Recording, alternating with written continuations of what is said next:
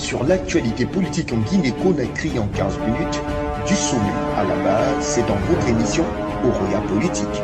Tous les jeudis, retrouvez Sardi Kondé pour un quart d'heure dans le débat politique. 17h, 17h15, des personnalités de la classe politique guinéenne ainsi que les cadres du gouvernement actuel vous donneront de mieux apprécier le thermomètre de la politique locale. Oroya Politique, ensemble, relevons le défi de la bonne gouvernance. Émission à suivre également sur nos différentes plateformes numériques. Aimables téléspectateurs, bonsoir, bienvenue dans votre émission Oroya Politique, une émission qui vous parvient chaque jeudi quand il est 17h sur le site www.oroya.net, la chaîne YouTube et l'ensemble de nos plateformes digitales. Vous pouvez également retrouver l'intégralité de cet entretien dans les colonnes du journal Oroya en version papier et numérique. Dans ce nouveau numéro de l'émission Oroya Politique, exceptionnellement hors de nos studios, nous sommes reçus à l'ambassade de France en Guinée avec un invité de taille, son Excellence, M. Luc Briard. Au menu de cette émission, plusieurs sujets basés sur la coopération entre les deux pays, notamment la Guinée et la France, d'ordre diplomatique, éducatif, économique, culturel, que partagent les deux pays dans le cadre du développement feront l'objet de cette émission. Alors, m'assisteront dans la présentation de cette émission le rédacteur en chef du quotidien national Oroya, M. Amadou Kendessa Diallo, et le secrétaire général de la rédaction, M. Jean-Marie Morgan.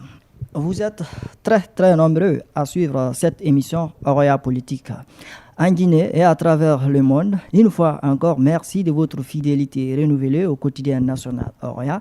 C'est parti pour un quart d'heure d'émission. Oroya Politique, ensemble, relevons le défi de la bonne gouvernance. Émission à suivre également sur nos différentes plateformes numériques.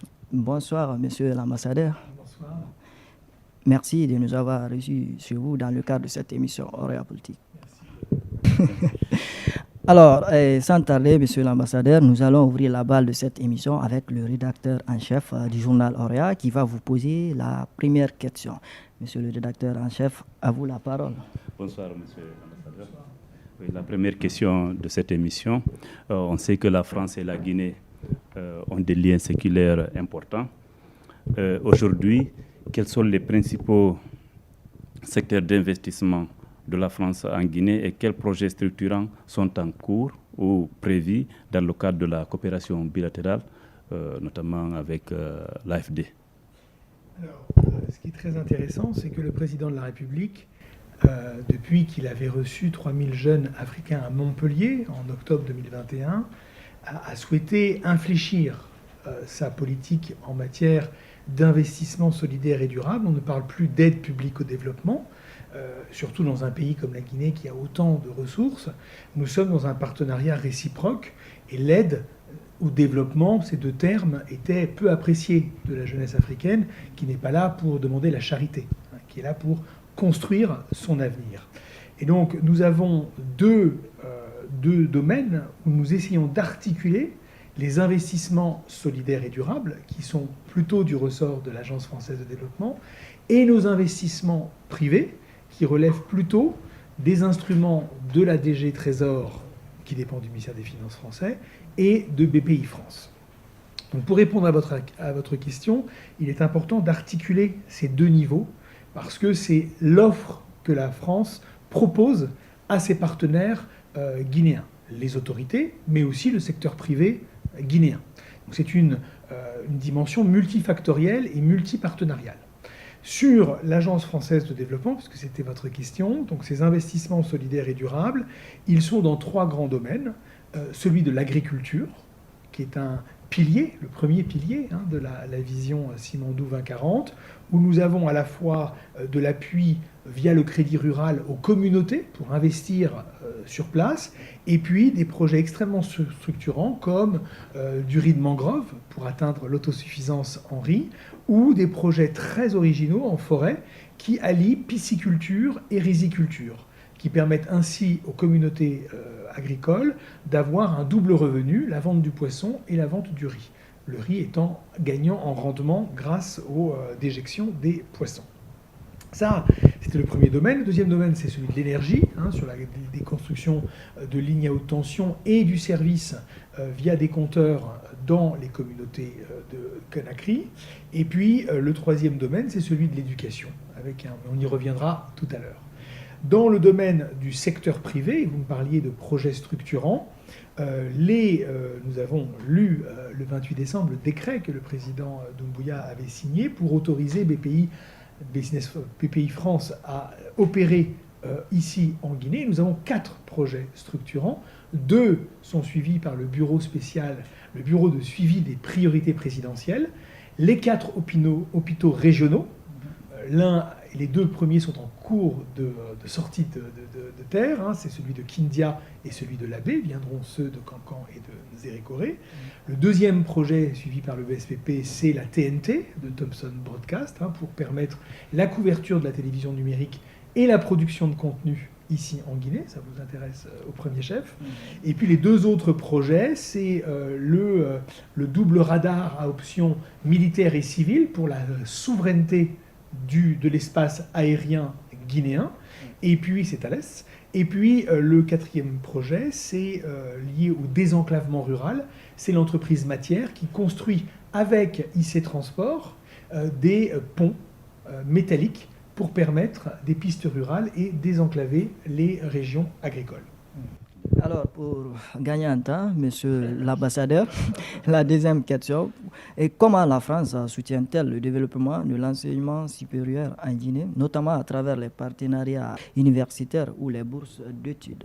D'abord, il y a ce que fait l'Agence française de développement avec l'appui du service culturel, qu'on appelle des partenariats pour l'éducation académique, avec 7 partenariats cette année qui vont être soumis, notamment le partenariat entre l'Université de Kindia et l'Université d'Estia au sud de Bayonne, pour former un master dans les métiers industriels. Donc on a des partenariats, principalement dans la santé, mais aussi dans l'agriculture, dans les métiers agricoles et dans les métiers industriels. Ça, c'est le premier outil. Après, il y a aussi l'engagement, puisque vous savez que les universités en France sont indépendantes, les engagements directs, et qui peuvent être du secteur privé. Et puis, il y a le domaine spécifique des bourses, qui sont un des accompagnements du service de coopération du culturel. Nous avons anticipé depuis quelques années la politique actuelle, 1000 docteurs, 5000 masters, puisque nous avons repositionné notre offre de bourse dans le système des doctorats, pour justement permettre, notamment dans les métiers de santé, qui sont depuis Ebola un secteur prioritaire en Guinée, permettre d'avoir plus de docteurs pour venir enseigner et faire de la recherche. Je vais y revenir après. Et puis, il y a une innovation depuis 2 ans. On sait les besoins en matière de ressources humaines rapides dont la Guinée a besoin pour répondre aux enjeux industriels et aux enjeux économiques qui arrivent. Simandou, c'est demain, c'est là maintenant. Et donc, on a mis en place un partenariat avec la Confédération nationale des IUT, les instituts universitaires de technologie, le SNAB, le bureau des bourses en Guinée, et puis le service culturel pour offrir des licences professionnelles, notamment avec l'université de Troyes, avec l'IUT de Troyes, pour permettre donc justement en 3 ans des formations rapides de qualité pour répondre aux enjeux managériaux de la Guinée. Je sais déjà que le secrétaire général de la rédaction impatiente à côté, il a aussi sa question qu'il va vous poser. Allez-y, monsieur le secrétaire. Merci bien, Excellence. Il y a un manque criard de formation en ce qui concerne les médias. À propos, qu'est-ce que la coopération française compte faire dans ce domaine? Écoutez, nous, c'est pas tout à fait vrai, puisque CFI, Canal France International, via notamment un programme financé par l'AFD, Africa Barou, forme les journalistes, notamment aux enjeux du fact-checking, de la désinformation, en appuyant des journalistes dans leur travail d'investigation, dans leur travail de contrôle.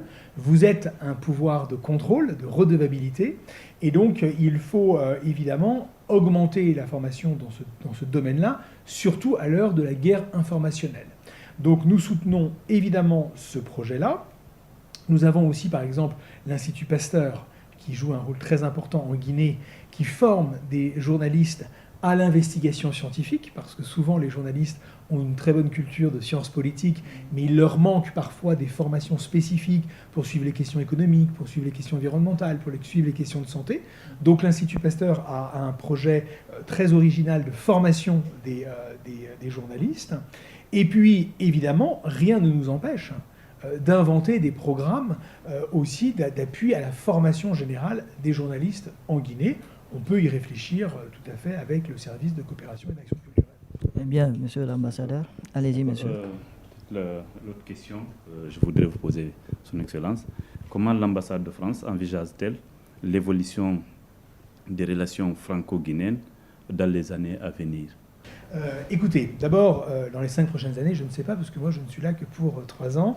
Et en 2027, vous savez qu'une élection présidentielle aura lieu en France avec remis au peuple français de décider les orientations générales. Donc moi, je vais parler que pour les 3 prochaines années, parce que je ne suis pas devin sur après. Ce qui est sûr, et vous l'aviez dit en introduction, monsieur, c'est que les relations entre la Guinée et la France, c'est des relations humaines. On a des relations avec l'État guinéen, avec les autorités guinéennes, et puis on a une relation avec la société civile, ce sont 2 dimensions de la Guinée. Donc avec l'État, eh bien, écoutez, nous avons appris avec beaucoup de plaisir que 2025 sera le retour à l'ordre constitutionnel et permettra justement d'avoir des validations, des orientations qui sont en cours de gestation sur la vision Cimanto 2040, qui seront donc soumises au peuple guinéen, et nous nous inscrirons dans ce choix de 2025. Mais ce que nous voyons aujourd'hui, c'est un engagement vis-à-vis du secteur privé. Nos entreprises sont là, elles sont là avec leur savoir-faire, elles sont là aussi en matière de responsabilité sociale et environnementale, en termes de formation professionnelle. Nous avons aussi des requêtes qui nous sont formulées par les autorités, et ça c'est l'Agence française de développement. Donc nous, on va continuer ce travail-là avec les autorités. Sur la société civile, ce qui fait la force de la relation entre la France et la Guinée, c'est les milliers d'histoires qui unissent nos 2 pays. Les diasporas, les alumni, les chercheurs, les entrepreneurs. Donc on va continuer cela. Et d'ailleurs, je voudrais vraiment dire que c'est au cœur de mon mandat d'appuyer les mobilités croisées et le soutien aux diasporas. Vous avez une diaspora guinéenne en France très nombreuse qui souhaite faire retour. Comment on accompagne, comment on permet ces échanges. Donc voilà, les orientations pour nous, c'est à la fois de répondre aux requêtes des autorités guinéennes et d'être à l'écoute d'une société civile qui a soif aussi d'investir les questions entrepreneuriales et celles du secteur privé. La 3e question. Excellence, comment se porte la francophonie dans un contexte pas toujours facile? La question, c'est qu'il faut distinguer la francophonie institutionnelle, dans laquelle est revenue de plein exercice la Guinée, de la francophonie de projet, de vie, de partage, de culture. Donc, moi, je crois, depuis que je suis en Guinée, qu'il y a un appétit de cette question francophone, parce que nous avons à la fois la langue en commun, mais nous avons aussi le droit en commun, nous avons aussi des manières de penser le monde en commun. Donc, je veux dire, je ne minimise pas les crises institutionnelles, mais il y a 2 choses. Il y a l'OIF, qui ne dépend pas de la France, qui est une organisation internationale, et puis il y a la question de ce qu'on veut faire ici avec la Guinée. Nous sommes très à l'écoute d'une politique qui a été décidée par le président de la République en 2018, qui est la promotion de la langue française et la défense du plurilinguisme. Ce qui fait la force du français, c'est que même en France, pourtant il est langue constitutionnelle, il est toujours en contact avec d'autres langues. Voilà. Et c'est cette richesse de ce dialogue linguistique qui fait la force de la francophonie. La francophonie n'est forte que parce qu'elle est en contact avec d'autres langues et qu'elle s'enrichit de l'autre. D'ailleurs, dans quelques minutes, vous allez me demander la moitié de la route, ce qui est une très belle expression qui n'est pas connue en France, mais qui est typiquement guinéenne. Ok. Vous avez récemment publié une tribune par rapport à la situation des océans, en prélude au sommet qui se tiendra à Nice. Dans quelle mesure la Guinée est associée à ça, ou c'est une invite à la Guinée de prendre conscience aujourd'hui de l'effet du changement climatique pour protéger son espace ou ses côtes. D'abord, je voudrais dire que le sommet des océans, c'est l'UNOC, c'est un sommet des Nations Unies, c'est une conférence des Nations Unies.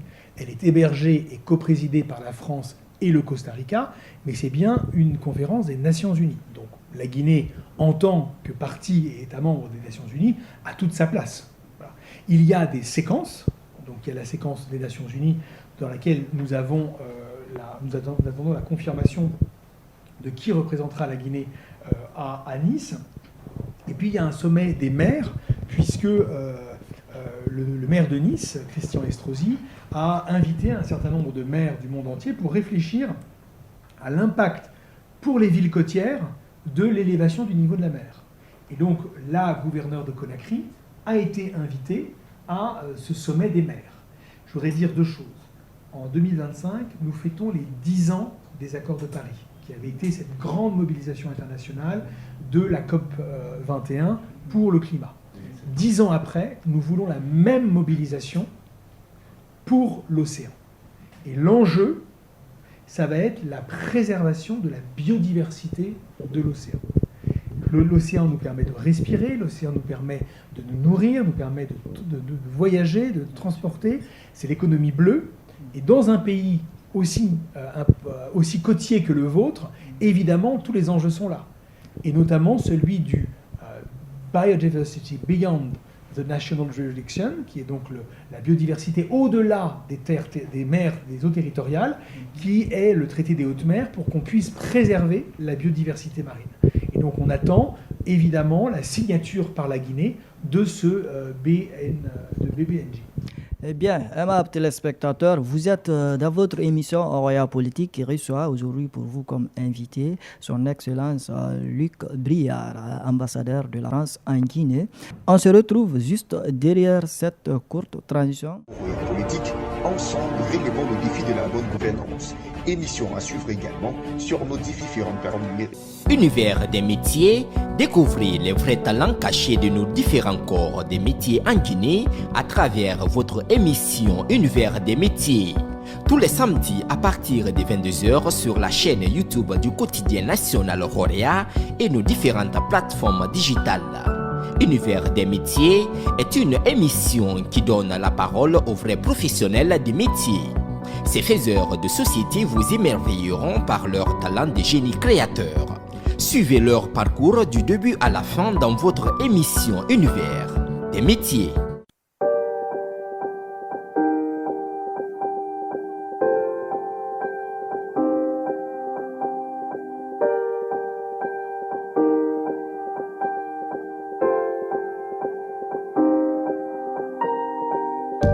Et de retour ici sur ce plateau pour continuer l'émission Roya Politique avec notre invité prestige, son Excellence Monsieur Luc Briard.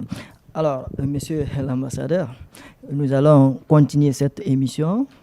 Voilà. L'autre question qu'on souhaiterait poser à son Excellence Monsieur l'ambassadeur, c'est quels sont les projets de coopération scientifique ou de recherche conjointe entre les universités françaises et celles guinéennes, vous l'avez dit tantôt, mais est-ce qu'il y a des trucs spécifiques, de coopération spécifique sur la recherche scientifique?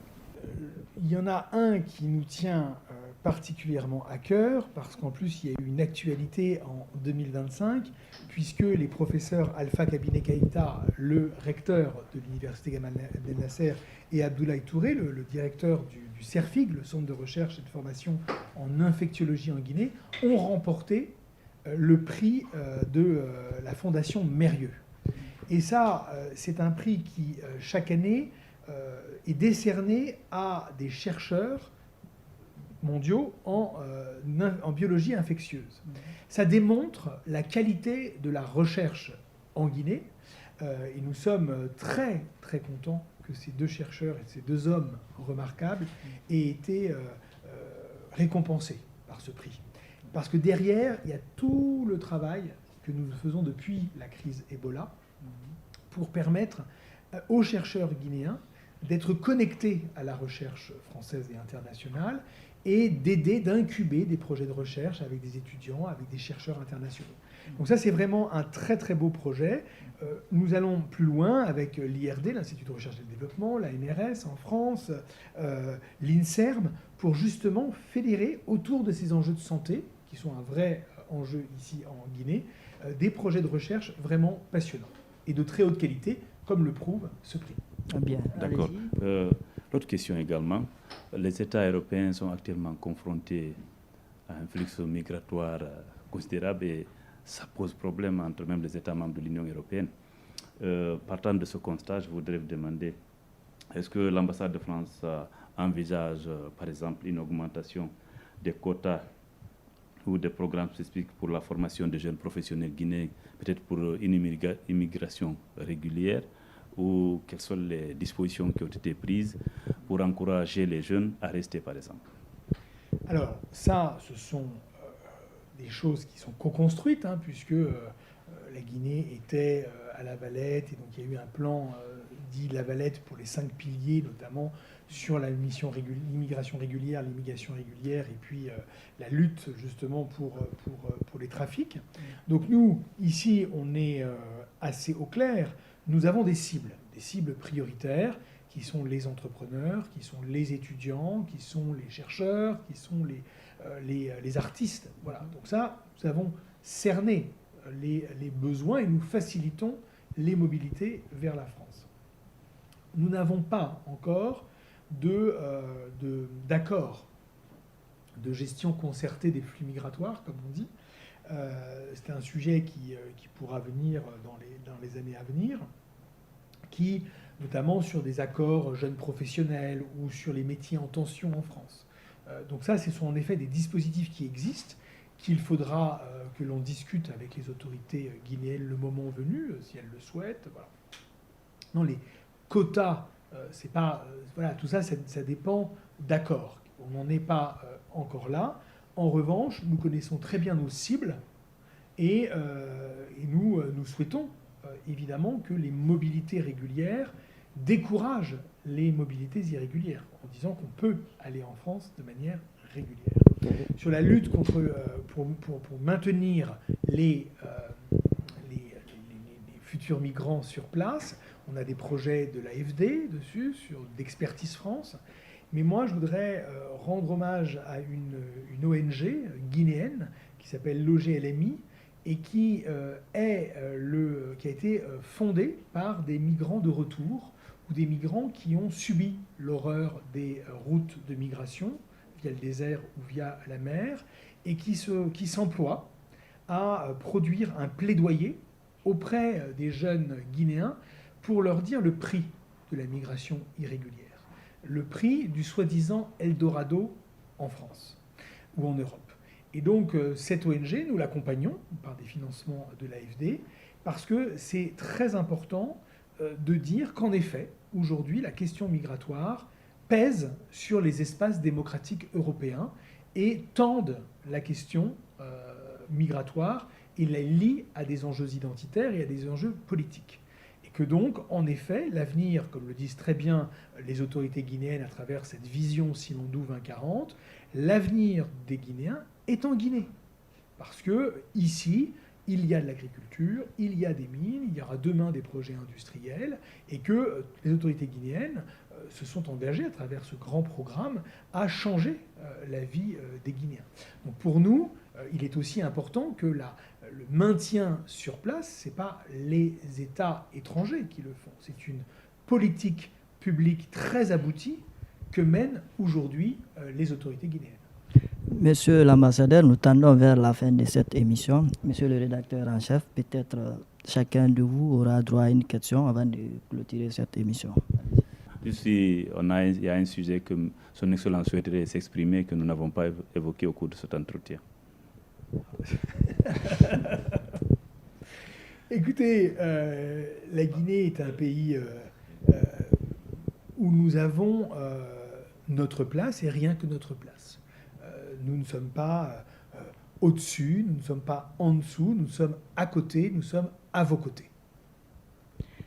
Alors, monsieur l'ambassadeur, j'ai une dernière question pour vous avant de clôturer cette émission. Quels sont les efforts qui sont faits par la France pour faciliter l'obtention des visas pour les étudiants, chercheurs et entrepreneurs guinéens souhaitant se rendre en France.